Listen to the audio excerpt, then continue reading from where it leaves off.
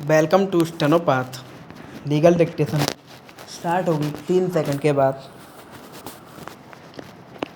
Start. वाद विषयक संपत्ति मकान नंबर 518 महावीर नगर प्रथम कोटा का वादी मालिक है तथा उसने उक्त संपत्ति को स्वर्जित आय से बनाया है। पूर्णविराम। वादी का यह भी अभिवचन रहा है कि वादी उक्त संपत्ति पर काबिज है और प्रतिवादी उसे उक्त संपत्ति से जबरन बेदखल करने पर आमादा है। पूर्णविराम। वादी ने अपने अभिवचनों के समर्थन में स्वयं को बतौर PW1 न्यायालय में परीक्षित करवाया है, जिसमें वादी ने वर्ष 2010 में प्रतिवादी का उससे अलग होकर रहने का कथन किया है। पूर्णविराम।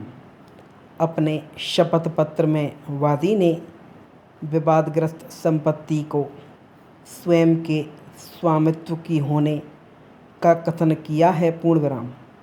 सर्वप्रथम यहाँ यह उल्लेख किया जाना आवश्यक है कि स्थायी निषेधाज्ञा के वाद के निस्तारण हेतु न्यायालय द्वारा विवादग्रस्त संपत्ति के स्वामित्व के संबंध में कोई निष्कर्ष नहीं निकाला जाना है। पूर्णविराम।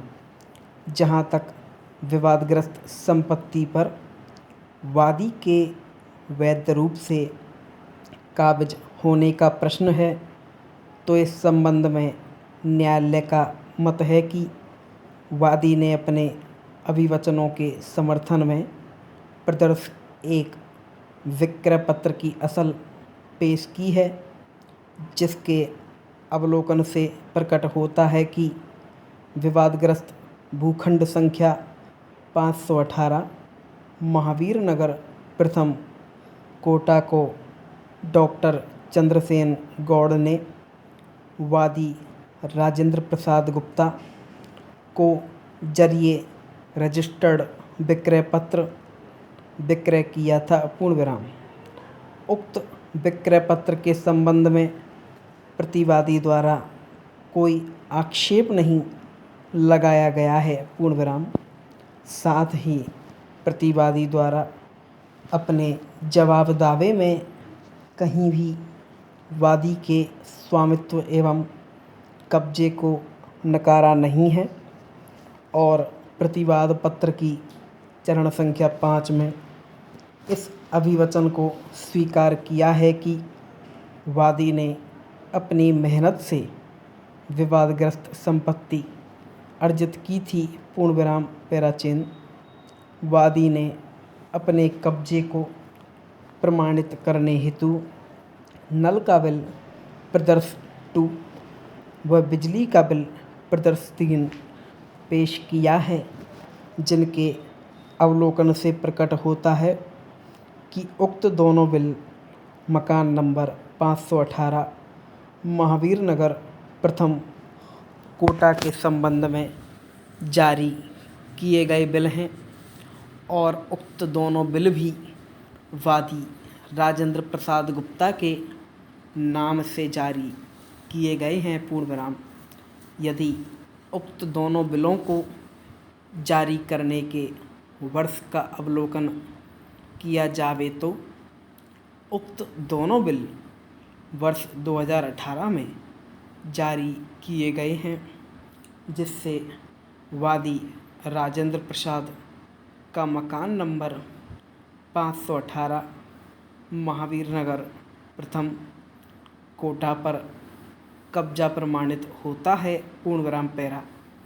जहाँ तक प्रतिवादी द्वारा वादी को विवादग्रस्त संपत्ति से जबरन बेदखल किए जाने का प्रश्न है, तो वादी ने अपने वाद पत्र की चरण संख्या 10 में स्पष्ट रूप से अंकन किया है कि वादी को वाद कारण दिसंबर 2018 में प्राप्त हुआ जब प्रतिवादी ने वादी के मकान पर जबरन कब्जा करने का प्रयास किया, पूर्ण विराम। इसके विपरीत प्रतिवादी ने अपने जवाब दावे में अंकित किया है कि प्रतिवादी विवादग्रस्त संपत्ति को हड़प नहीं करना चाहता है, पूर्ण विराम।